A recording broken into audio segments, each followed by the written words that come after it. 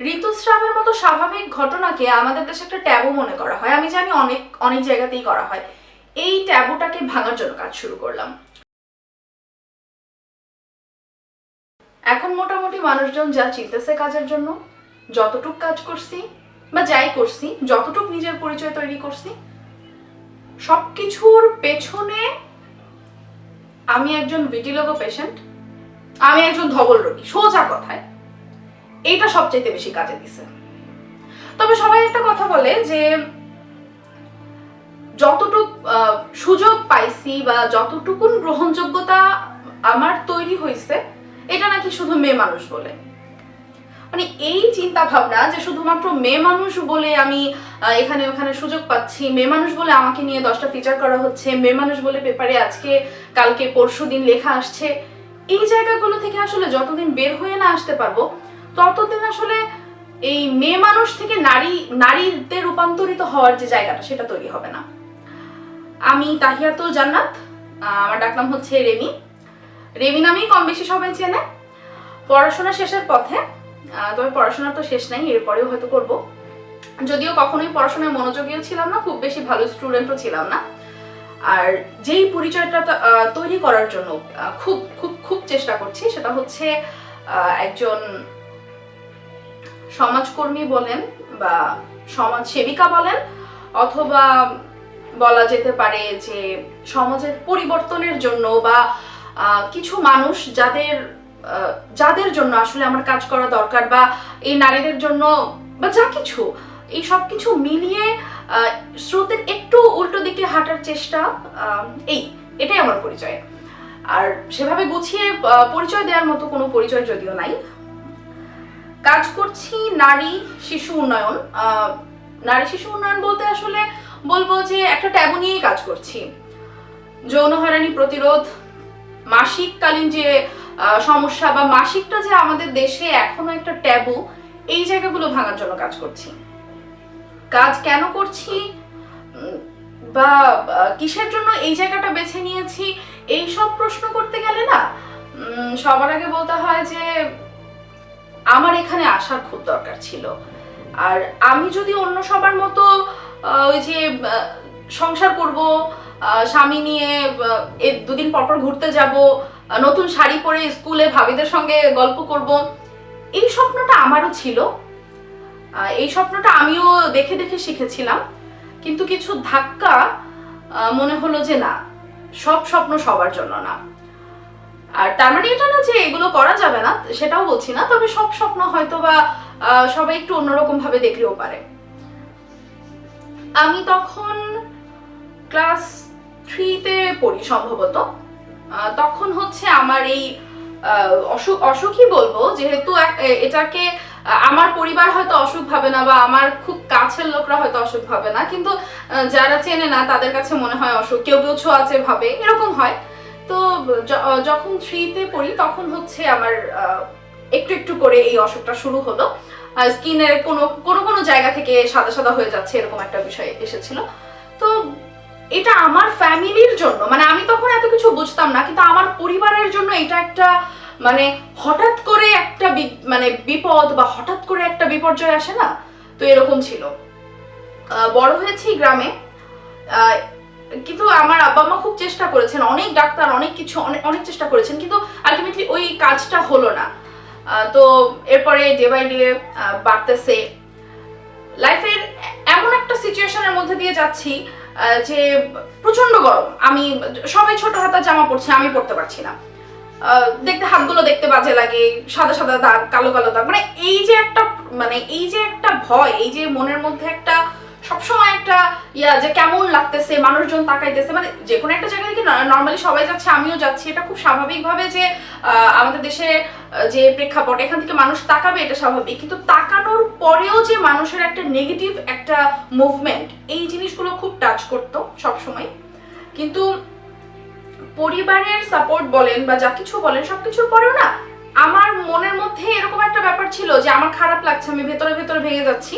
কিন্তু এটা আসলে যখন আমি আমার আব্বার সামনে বা আমার আম্মার সামনে এটা বোঝাবো, তখন তারাও কষ্ট পাবে। এই জিনিসটা আমার ওইটুকুন বয়স থেকে মাথার মধ্যে সবসময় ছিল। এই জন্য কখনো কেউ যাচ্ছি রাস্তা দিয়ে হেঁটে, পাশ দিয়ে ভূত ভূত বলে মানে চিল্লাচ্ছে, আমার মানে এমন একটা ভাব করতাম যে আমি শুনতে পাই নাই কিছু।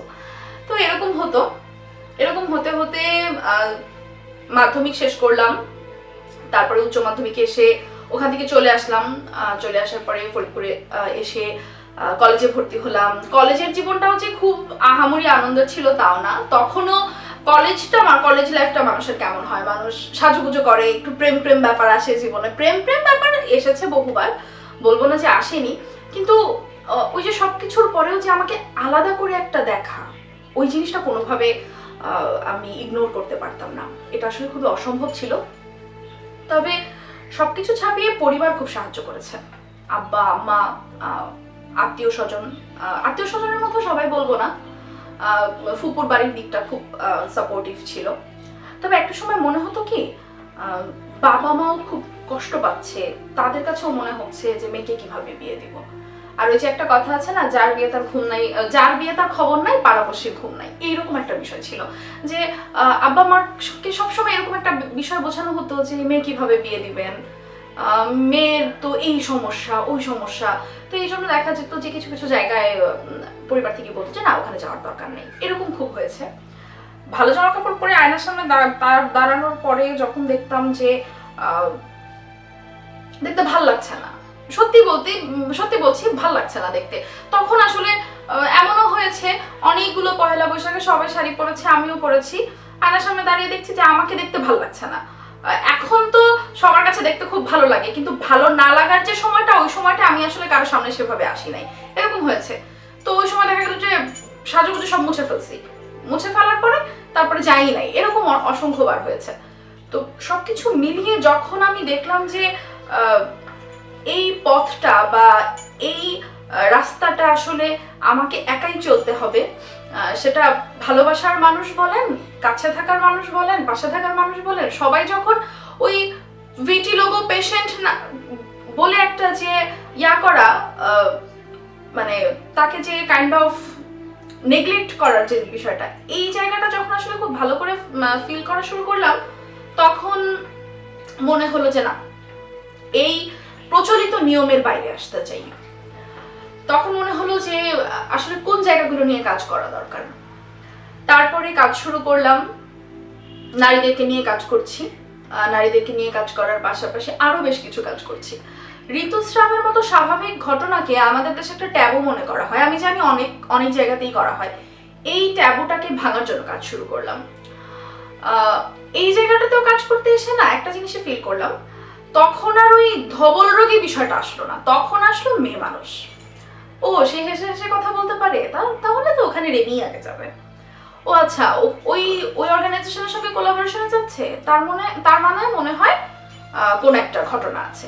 এই যে তখন পিঞ্চগুলো আসতে শুরু করলো অন্যভাবে, মানে এই প্রপার মানে ব্যাপারটাই আসলে এরকম দাঁড়িয়েছে, একে তো নারী, তার মধ্যে আবার ধবল রোগী, তার মধ্যে আবার জোরে হাসি, তার মধ্যে আবার শুধুমাত্র ওই যে মাথায় কাপড় দিয়ে বা কি বলে শুধুমাত্র প্রচলিত পোশাক যেটা বলা হয়, কামিজ পরছি না, প্রায়ই শাড়ি পরে, কিছু হলেই শাড়ি পরে, কিছু হলেই সে ওয়েস্টার্ন পরে, সবসময় ওয়েস্টার্ন পরে চলাফেরা করে, জোরে কথা বলে, ছেলে বন্ধুদের সাথে মেশে। এই সব কিছু মিলিয়ে পথটা খুবই কঠিন, এখনো পর্যন্ত খুব কঠিন।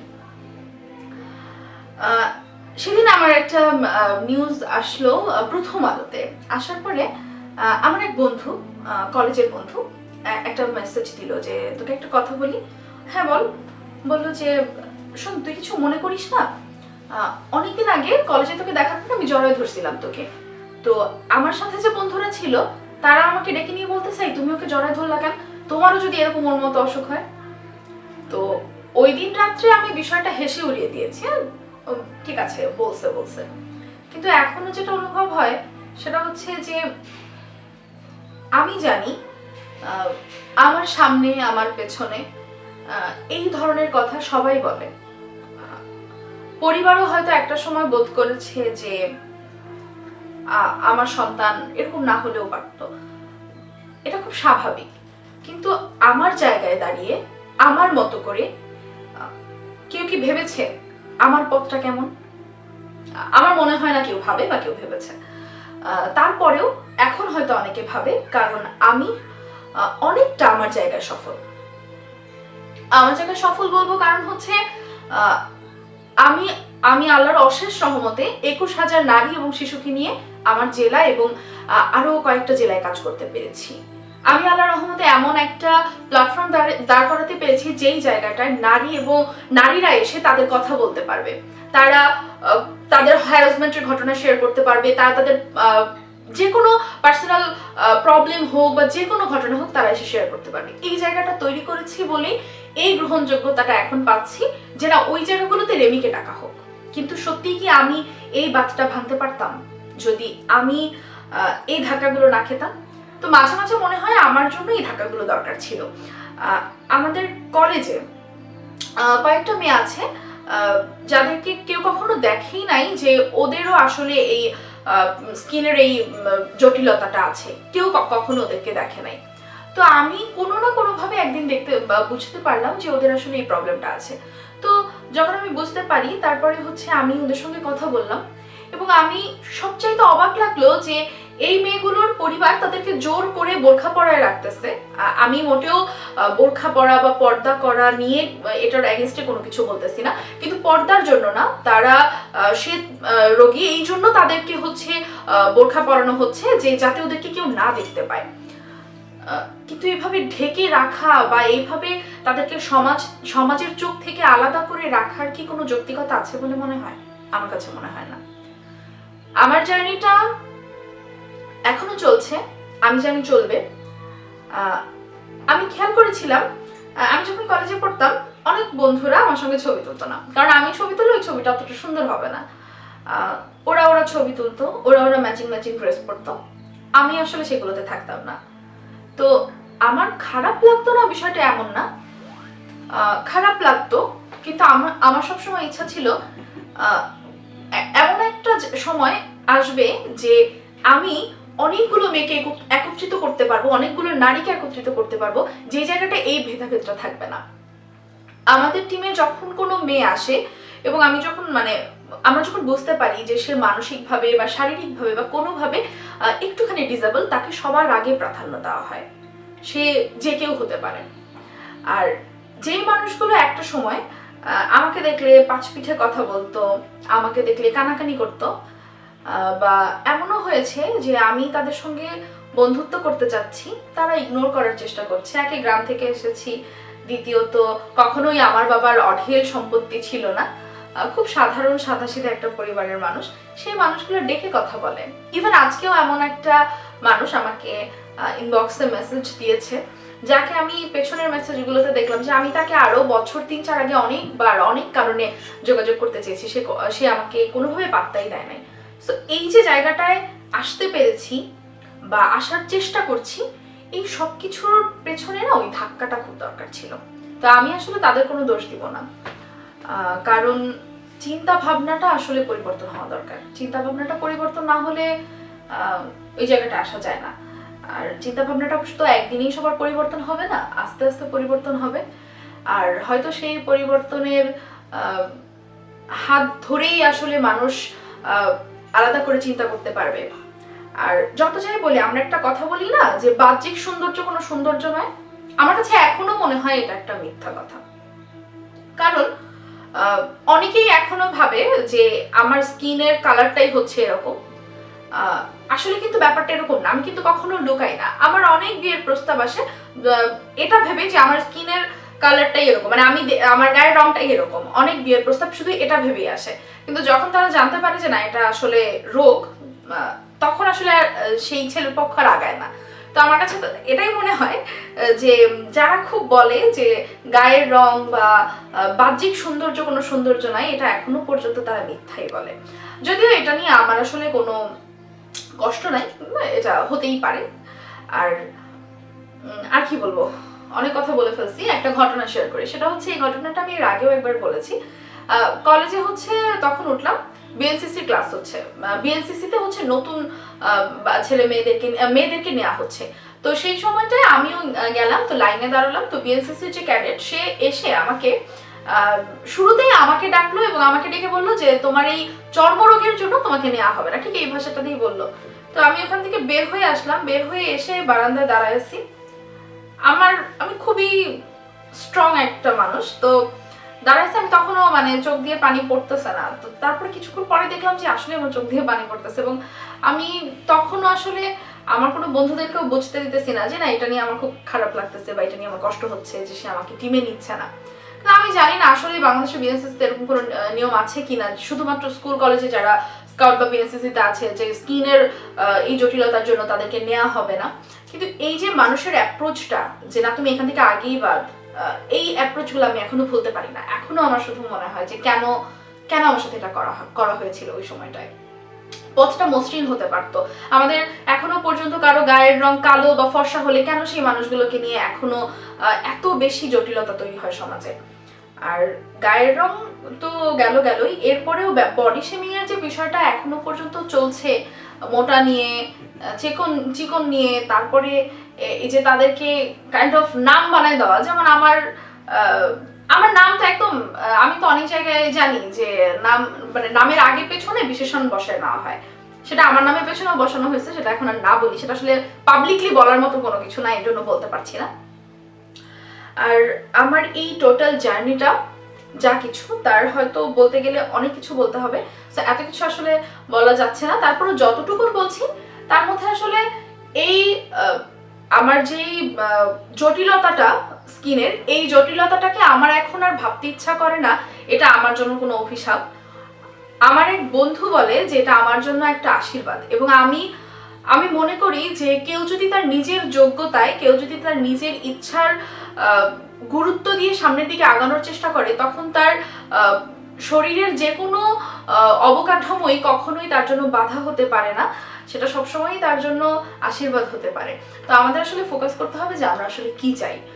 যদি মনে করি মোমের পুতুল হয়ে বসে থাকবো, তাহলে সেটাও করা যেতে পারে। আর যদি মনে করি যে না, উল্টো পথে হেঁটে নতুন কিছু করব, সেটাও করা যেতে পারে। সবকিছু ডিপেন্ড করে চিন্তা ভাবনার উপরে। এখন মাঝে মাঝে আমাদের সঙ্গে অনেকে যোগাযোগ করে যে আপু ব্রেকআপ হয়ে গেছে, কি করব, আমার ভালো লাগতেছে না, আমার জীবনে 6টা বছর নষ্ট করলো, 10টা বছর নষ্ট করলো, এরকম অনেক মেসেজ বা এরকম অনেকের সঙ্গে কথা হয়। আবার আপু আমি কালো হয়ে যাচ্ছি, আপু আমার মুখে অনেক ব্রণ হচ্ছে, এই বিষয়গুলো নিয়েও অনেকে যোগাযোগ করে, কথা বলে। তো সবকিছু মিলিয়ে না আমার মাঝে মাঝে এগুলো দেখলে খুব হাসি পায়। আমি তাদের প্রতি সম্মান রেখেই বলছি, তাদের ইমোশনের প্রতি। কিন্তু আমার তখন মাঝে মাঝে মনে হয় যে এই যে জীবনটা নষ্ট করে দেয়া, এই যে 6টা বছর 10টা বছর বয়ফ্রেন্ড নষ্ট করে দিল, এটা আসলেই না কোনো কিছু ম্যাটার করে না যখন তোমার নিজের আসলে বলার মতো কোনো কিছু থাকে। আর যে থাকবার, সে কখনো গায়ের রং, সে কখনো তোমার চলাফেরা, তোমার চিন্তা ভাবনা, বা তুমি যা কিছুই করো না কেন, বা তোমার পকেটে কয়টা পয়সা আছে, এগুলো কোনো কিছু দেখে থাকে না। যে থাকার সে এমনিতেই থাকে, আর যে চলে যায় তার আশাটাই ছিল চলে যাওয়ার জন্য।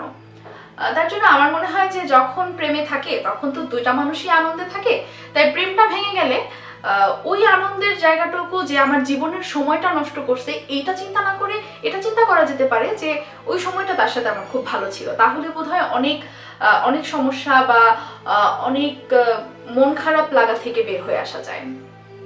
আর আলটিমেটলি আমি যতবার যা দেখেছি সেটা হচ্ছে প্রেমে অনেকে আসতে চাইলেও বা প্রেম অনেকের সাথে হলেও সারা জীবন থাকার যে জায়গাটা, তখন আসলে প্রত্যেকেই চিন্তা করেছে যে ওকে বিয়ে করব, ওর তো এমন অসুখ, এটা আসলে অনেকেই চিন্তা করছে। ইভেন আমি জানি ইভেন এখনো অনেকে চিন্তা করেও শুধুমাত্র গল্পই করতে আসে, ওই প্রেম বা বিয়েটা আসলে আর বিয়ের কথাটা চিন্তা করে না। যদিও এটা নিয়ে আমি একদমই আপসেট না, বা এটা নিয়ে আমার কখনোই মনে কোনো খারাপ লাগা ছিল না। সেটা যার সঙ্গে হবার তার সঙ্গে তো হবেই, থাকাটা শেষ পর্যন্ত।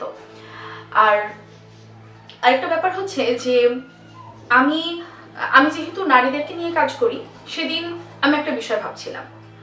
সেদিন তখন আমার পিরিয়ড চলছিল, তো আমি যখন ওয়াশরুমে গেলাম এবং আমি যখন মানে আমার পিরিয়ডের রক্তগুলো দেখলাম যে আসলে এইভাবে, বিষয়টা নতুন না, আগে পরে অনেক দেখেছি, বাট সেদিন দেখে আমার হঠাৎ করে মনে হচ্ছিল যে মাসের এই 7টা দিন বা 10টা দিন যেই মানুষগুলোর শরীর থেকে নর্মালি হাত পা কেটে গেলে যেরকম ভাবে রক্ত বের হয়, এরকম ভাবে রক্ত বের হচ্ছে, রক্ত পড়ে যাচ্ছে, সেটা সে প্রত্যেকটা মেয়ে, প্রত্যেকটা নারী প্রত্যেকটা মাসেই এই জিনিসটা ফেস করছে। বা এই সন্তান জন্মের যে প্রক্রিয়াটা, এই একটা এত কঠিন একটা প্রক্রিয়ার মধ্যে দিয়ে যে নারীগুলো যেতে পারছে, তারা তো সৃষ্টিকর্তা প্রদত্তই অনেক সাহসী এবং অনেক শক্তিশালী। তো এই বয়ফ্রেন্ডের সঙ্গে ব্রেকআপ হয়ে যাওয়া, বা এই স্কিনের মুখে কটা ব্রণ হইলো, বা গায়ের রংটা একটু কালো, বা আমি একটু মোটা, বা আমি একটু খাটো, এই জায়গাগুলো কি আসলে তাদেরকে ভেঙে ফেলার মতো কোনো কারণ রাখতে পারে? কারণ আমরা তো জন্ম থেকেই অনেক সাহসী, জন্ম থেকেই অনেক শক্তিশালী। তো এটা ভাবলে না আমার মনে হয় যে আসলে এই ছোট ছোট বিষয়গুলো নিয়ে কষ্ট পাওয়ার কিছু নাই। আর আমি আমার জীবনে খুব কম আমার এই স্কিনের জটিলতাটা বা এই অসুখটা নিয়ে কষ্ট পেয়েছি বা ভেবেছি। যতটুকু সময় চলতে চলতে হোঁচট খেয়েছি, মানুষ মনে করিয়ে দিয়েছে, এই যা। এছাড়া কখনো আসলে এভাবে কিছু তেমন ভাবে আসলে কষ্ট পাওয়ার মতো কিছু হয় নাই। আর সবচেয়ে বড় কথাটা কি, যখন ব্যস্ত থাকবেন, যখন দেখবেন আপনি অনেকগুলো মানুষের হাসির কারণ হচ্ছেন, অনেকগুলো মানুষ আপনার উপর ভরসা করতে পারছে, আপনার জন্য আপনার পরিবারকে মানুষ আলাদা একটা সম্মান দিচ্ছে, বা আপনার কথার আলাদা একটা ভ্যালু আছে সোসাইটিতে, তখন আপনার কাছেই কটা প্রেম করলো, কটা ছেলে ছেড়ে গেল, বা কজন মানুষ কি বললো, ওই কথাগুলো কিছু মনে হবে না। আর তখন আরেকটা বিষয় দেখবেন যে আপনাকে কারা পেছনে কি বলেছিল বা এখনো বলছে, এই জিনিসগুলো তখন আর আসবেই না। কারণ যারা পেছনে আপনাকে নিয়ে হেসেছিল, তারা সামনে এসে আপনাকে বাহবা দিতেই বাধ্য। সমাজে সবার সামনে এসে অন্তত যে সামাজিক মানুষ, সে অন্তত এমন কিছু নেগেটিভ বলতে পারে না যেটা তার উপর গিয়ে পড়ে। তো এই আর কি, সবকিছু মিলিয়ে আমার জার্নিটা আমার জন্য দরকার ছিল। আমি এই পথটাই ভালোবাসি। আমি আমার এই কি বলে সামাজিক যেই বাধাগুলো আমি এখনো ফেস করছি, এবং আমি জানি এর পরেও ফেস করবো, সেগুলো আমি বলবো না এগুলো আমি ফেস করতে ভালোবাসি। তবে বাধাগুলো এসেছিল দেখেই আমি এই বাধাগুলো ভাঙার চেষ্টা করছি, এবং আমার হাত ধরে আরো অনেকেই হয়তো বা এই বাধাগুলো ভাঙার চেষ্টা করছে। তো সব মিলিয়ে আমি ভালো আছি, আর এই ভালো থাকার জায়গাটা আমি নিজে তৈরি করে নিয়েছি। আর যদি কেউ ভালো থাকার জায়গাটা তৈরি করতে চায়, তখন তার আর কখনো খারাপ থাকার সেই স্পেসটাই থাকে না। ঠিক আছে, এই পর্যন্তই। আর সবশেষে হচ্ছে যারা এই আয়োজক, আমাদের গল্পগুলো যারা শোনাচ্ছে সবাইকে, তাদের জন্য অনেক অনেক ধন্যবাদ। ধন্যবাদ অভিষেক তোমাকে এবং লাফালাফি.com।